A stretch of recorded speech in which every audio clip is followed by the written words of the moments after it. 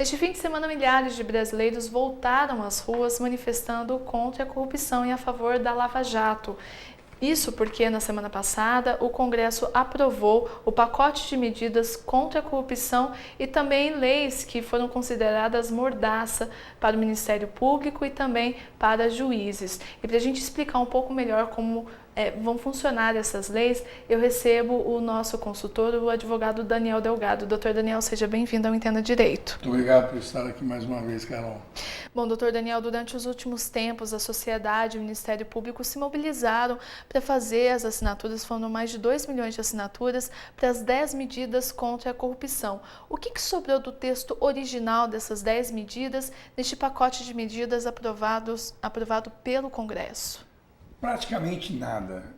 Eu vejo que o Congresso Nacional, aqueles que aprovaram na calada da noite, existem, nós sabemos que existem algumas votações de alguns projetos que se adentram a madrugada fora, mas o que ocorreu especificamente nesse processo foi uma modificação total das 10 medidas, aonde se buscou criminalizar a conduta do Judiciário, criminalizar a conduta do Ministério Público. Ou seja, se o Ministério Público hoje fizer uma denúncia e ela não tiver respaldo e o Judiciário acatar essa denúncia, eles correm o risco de serem penalizados. Bom, doutor Daniel, tirando esses destaques do projeto, que foi considerado uma lei de mordaça, o pacote de medidas contra a corrupção, ele acaba...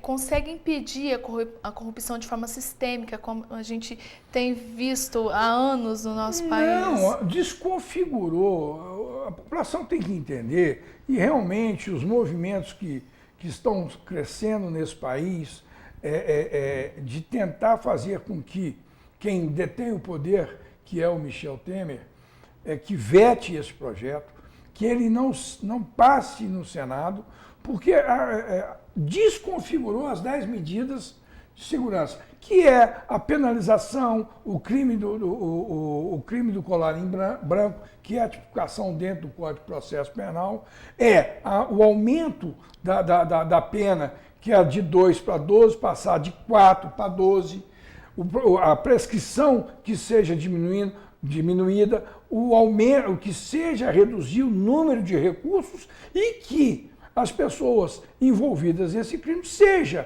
presos preventivamente para que não se invada do país, para que não tumultue as investigações e que não mexa nos recursos. Então, eles não querem o quê?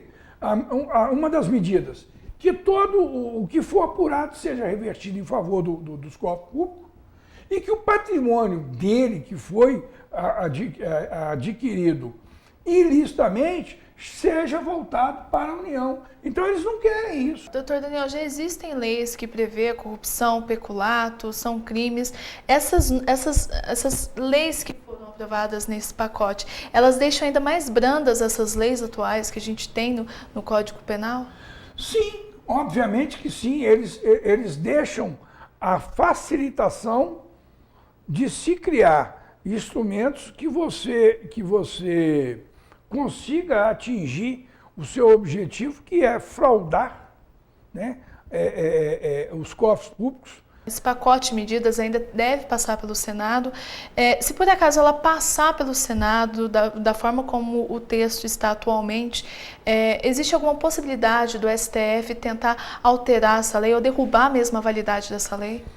Não, porque o Judiciário, o Supremo Tribunal Federal, ele não pode intervir. Num país democrático igual ao nosso, ele não pode intervir na vontade dos parlamentares, que é o Congresso e os Senados.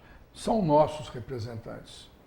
O que nós temos que fazer, nós, enquanto população, enquanto eleitores, enquanto cidadãos, é fazer um movimento mais aguerrido para que inibe esse tipo de procedimento, para que não passe no Senado e para que os votos sejam abertos, para que nós saibamos quem é contra e quem é a favor, e cabe ao presidente da República a vetar esse projeto.